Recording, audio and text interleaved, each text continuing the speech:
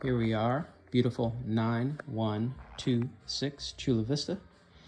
We're in the downstairs bedroom, and you can see that we've got a ceiling fan here. That ceiling fan is controlled only by the remote control here. As you can see, remote control has a very self-explanatory low, medium, high, fan off, even a reverse, and a light and a dimmer. All those buttons work. There's nothing on the wall to control that fan because it's hardwired to only turn off with the remote. So this button is only for the lamps in the room. This button does nothing. Off, on, doesn't matter. Really doesn't matter what position it's in. This remote will start the fan, as you can see, high.